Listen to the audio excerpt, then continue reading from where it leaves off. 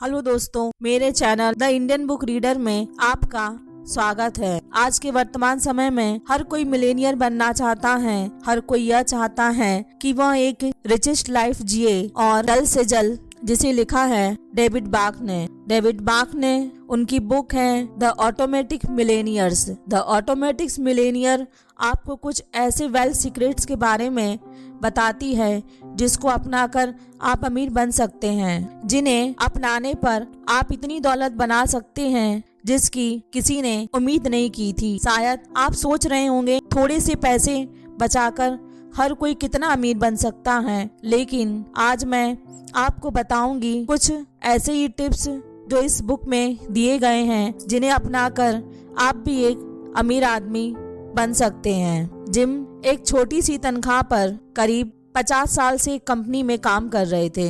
एक दिन जिम और उसकी वाइफ डेविड के ऑफिस पहुंचे, जहां डेविड का काम लोगों के रिकॉर्ड्स की जांच करके फाइनेंशियली एडवाइस देना था।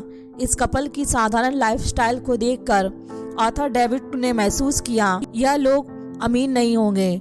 अभी डेविड ने यह बात सोची थी कि तुरंत जिम और सुई ने उनसे कहा कि हम अपने काम में रिटायर होना चाहते हैं। ऐसी बात सुनकर डेविड हैरानी में पड़ गए, क्योंकि उन्होंने इससे पहले आज तक कोई ऐसा इंसान नहीं देखा था जो 50 साल की उम्र में रिटायर होने की बात करे, जबकि अक्सर लोग 65 में ऐसा फैसला करते हैं। डेविड ने हैरानी से सवाल पूछा कि आपके पास इतने पैसे हैं कि आप 50 साल की उम्र में रिटायर हो सकें, क्योंकि इतनी कम सैलरी में आपकी बचत तो नहीं हो पाएगी। तो रिटायरमेंट के बाद बाकी के दिनों में आप अपना गुजर बसर कैसे करेंगे? क्या आपके पास इतने पैसे हैं कि आप अमीर रह सकते हैं? दोनों ने डेविड को अपने कागजात दिखाए और कहा कि इसके जरिए पता लगा लीजिए कि हम कितने अमीर हैं। अब यहाँ से कहानी का टर्निंग पॉइंट शुरू होता है।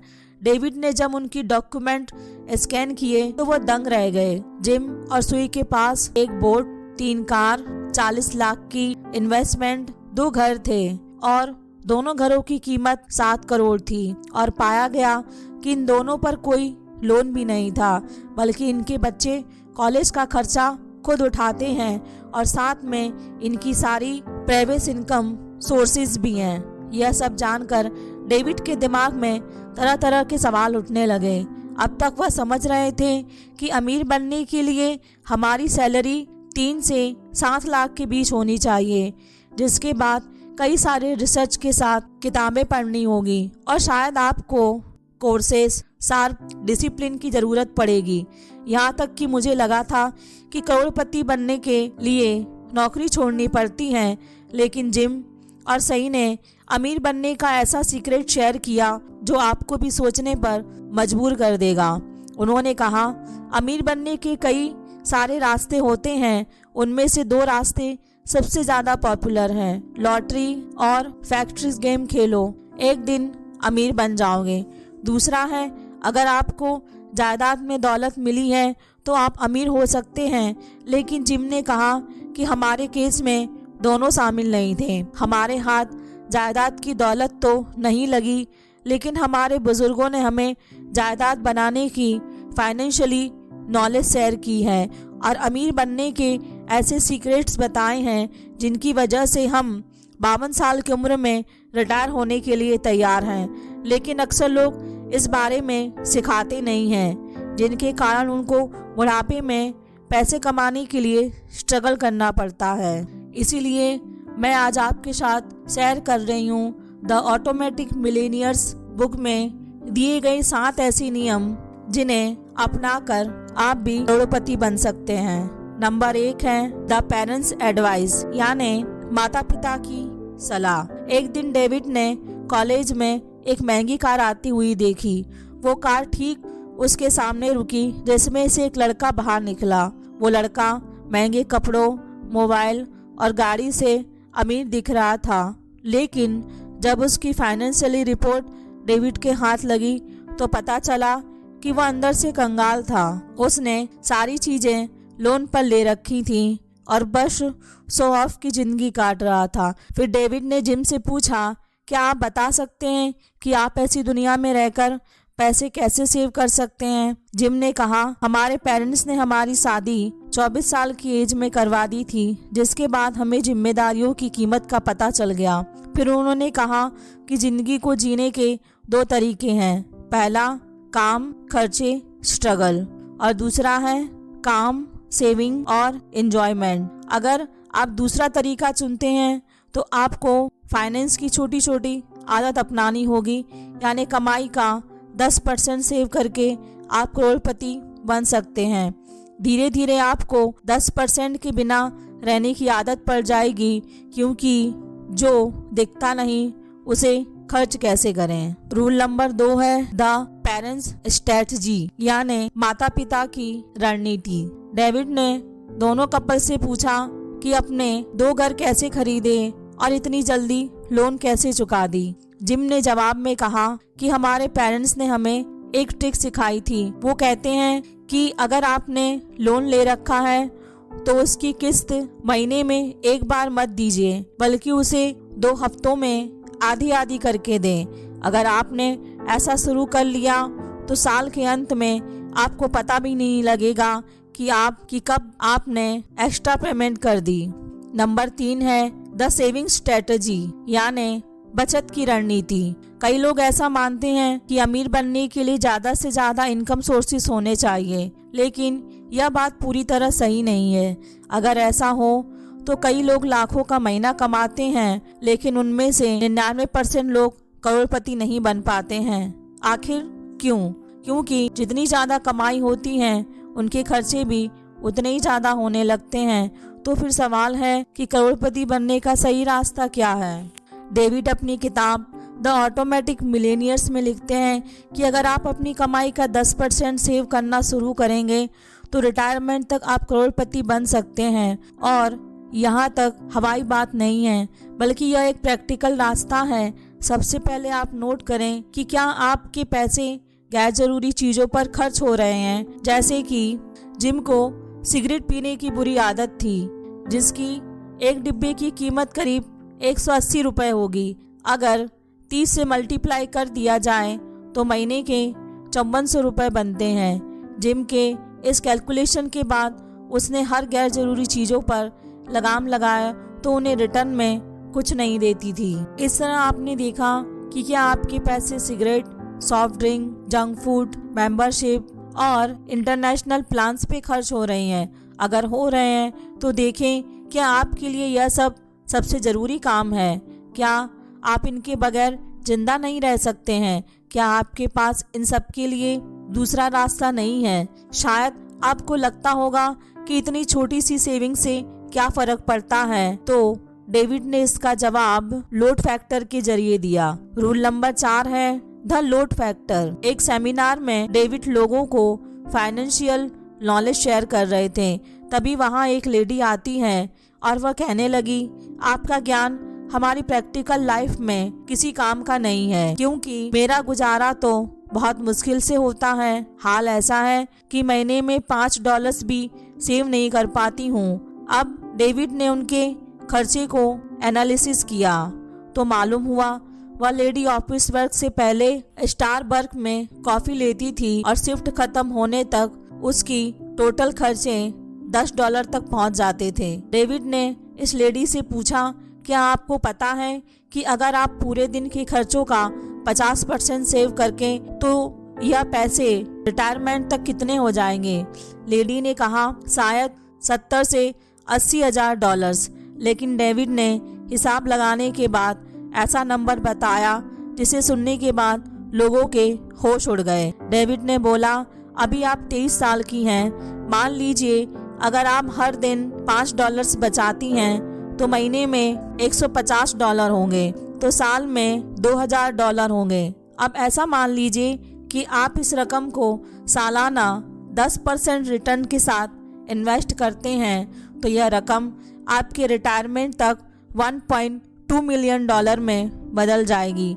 यानी 65 साल की उम्र में आपके पास 9 करोड़ रुपए होंगे। क्या आपने कभी सोचा है कि मामूली समझी जाने वाली छोटी सी इन्वेस्टमेंट आपके साथ साथ पूरे परिवार की भी जिंदगी बदल कर रख देगी? डेविड ने सेविंग के इस मॉडल को लट्टी फैक्टर्स कहा है। रूल नंबर 5 है ऑटोमेटिक इन्वेस्टमेंट यानी स्वचालित निवेश।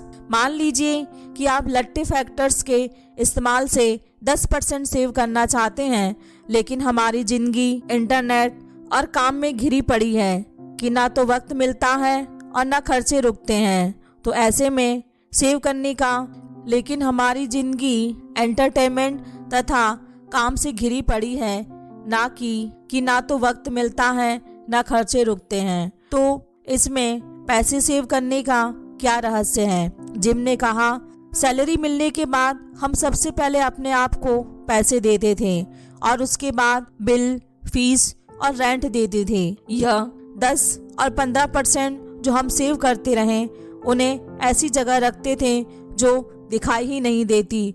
और वह कैसे? हमने इस प्रोसेस को ऑटोमेटिक कर दिया था। हर महीने की सेविंग को प्राइवेट फंड्स की हेल्प से कटवा देते थे, यानी SIP यानी सिस्टमैटिक इन्वेस्टमेंट प्लान की तरह होता है। इसमें हर महीने एक फिक्स मनी डिपॉजिट होती रहती है। इसके साथ हमने म्यूचुअल फंड और पेंशन फंड की मदद से पैसे को ऑटोमेटिक मोड पर डाल दिया था। उस जमाने में ऐसा करना थोड़ा मुश्किल प्रोसेस था, लेकिन आजकल तो ऐसा करना आसान है, बल्कि घर बैठे बैठे ऐसा किया जा सकता है। मोबाइल पर कई सारे सॉफ्टवेयर आते हैं तो आप इसकी शुरुआत आज से ही शुरू कर सकते हैं। जिसके लिए मान लीजिए एक आम आदमी की जिंदगी की एनालिसिस करते हैं। सुबह उठकर ऑफिस जाते कैसे जाते हैं यह भी जरूरी है, आखिर उसके लिए भी पैसे लगते हैं। मान लेते हैं कि आप अपनी गाड़ी से ऑफिस जाते हैं और आपके पेट्रोल का करीब 100 रुपये बनता है। थोड़ी देर काम करते हैं, फिर लंच के बाद सिगरेट की तलब होती है। मान लेते हैं कि आपकी सिगरेट, चाय और नाश्ते में करीब 278 रुपये खर्च हुए, यानी आपने पूरे महीने 8,640 रुपये यानी साल का 10 लाख के करीब। अगर आप चाहें तो इसमें से गैर जरूरी काम को रोककर इतने सारे पैसे बचा सकते हैं, जैसे कि सिगरेट, एक्स्ट्रा चाय का कप, और फिर ऑफिस जाने के लिए आप कार शेयरिंग और पुलिंग कर सकते हैं। ऐसे आप अपने खर्चे कम कर सकते हैं। नंबर 6 है डोंट रन फॉर बजट, यानी बजट के लिए भाग दौड़ न करें। ऑथर डेविड आपको बजट करने से मना करते हैं। वह लिखते हैं कि पहली बात, बजट करना बहुत मुश्किल काम है, क्योंकि इसमें आप अपने खर्चों का एक लिमिटेशन सेट करते हैं और आप किसी कीमत पर इस लिमिट को क्रॉस करना पसंद नहीं करेंगे। लेकिन मान लीजिए आप कहीं बाहर गए और आपका कुछ खाने का बहुत मन कर गया या फिर कोई चीज खरीदने का। इस कंडीशन में आप चाहें तो अपने मन को मारकर घर चले आएंगे या फिर कहेंगे कि आज खा लेते हैं और खरीद लेते हैं, बाकी अगले दिन मैनेज कर लेंगे। लेकिन हिसाब के बाद ऐसा सिलसिला चलता रहेगा और आखिर में ऐसा मोड आएगा जहां आप हिम्मत हार देंगे और बजटिंग करना बंद हो जाएगा। इसलिए डेविड के मुताबिक आपको ऑटोमेशन का रास्ता चुनना चाहिए, जिसके लिए आपको IPS, PPF, म्यूचुअल फंड या फिर शेयर मार्केटिंग की मदद लेनी चाहिए। नंबर 7 है इमरजेंसी फंड, यानी आपातकालीन बचत निधि। अभी आपने जो सुना समझा वह यही बतलाना है, बचत कीजिए। सबसे पहले अपने आप को पे कीजिए, सेविंग और इन्वेस्टमेंट को ऑटोमेट कीजिए।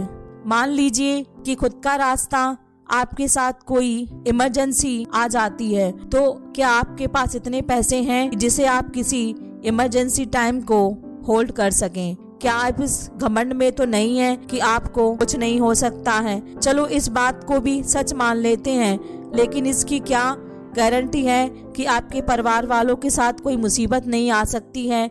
या अगर आपको लगता है कि मैं तो अपने काम में बहुत अच्छा हूँ तो कंपनी मुझे नहीं निकालेगी, लेकिन इसकी भी कोई गारंटी नहीं दी जा सकती है। वह कंपनी लॉस से नहीं जा सकती है, और क्या वह बंद नहीं पड़ सकती है? बल्कि पैंडेमिक के बाद आप ऐसा नहीं कह सकते हैं। इसलिए सेविंग करने की फाइनेंशियली हैबिट इस तरह से आपके फायदे के लिए ही है। इमरजेंसी के वक्त यह आपको हिम्मत देती है और इसीलिए सभी को इमरजेंसी फंड बचाने की हैबिट बनानी चाहिए। इस तरह से आपके लिए भविष्य की एक निधि है। इमरजेंसी के वक्त वो आपको हिम्मत देगी और साथ इसके जरिए आप किसी गरीब की भी मदद कर सकते हैं और साथ ही आपको या आपके परिवार में किसी को भी बुरे वक्त के समय यह इमरजेंसी फंड काम आ सकता है। तो मैं आप सभी से यही कहना चाहती हूँ कि आप भी आज से ही इमरजेंसी फंड सेव करना शुरू कर दीजिए। अब तक आप समझ ही गए होंगे कि आपकी जितनी कमाई होती है उसका 10 से 5% सेव करना चाहिए, जिसके लिए ऑटोमेशन का इस्तेमाल किया जा सकता है। अपनी सभी इन्वेस्टमेंट प्लान करो और फंड मैनेजर की अच्छी तरह से जांच करें, बजटिंग करने पर ध्यान न दें और इमरजेंसी फंड पर काम करें। और बाकी की टेक्निकली टर्म को सीखने के लिए यह ऑडियो बुक आपकी मदद कर सकती है। यह फाइनेंशियली नॉलेज आपके साथ साथ आपके पूरी पीढ़ी को भी काम आएगी। अगर आपको ये मेरी ऑडियो समरी पसंद आई हो तो लाइक कीजिए, अगर नहीं पसंद आई है तो डिसलाइक कीजिए। अगर डिसलाइक कर रहे हैं तो प्लीज मुझे उसका कारण बताइए ताकि मैं उसमें सुधार कर सकूं और आपके सामने अच्छे से अच्छा कंटेंट पेश कर सकूं। अगर आपको ये ऑडियो बुक समरी पसंद आई हो तो प्लीज मेरे चैनल को लाइक, शेयर और सब्सक्राइब कीजिए। फिर मिलते हैं नेक्स्ट समरी में। तब तक के लिए जय हिंद। Thanks for watching. धन्यवाद।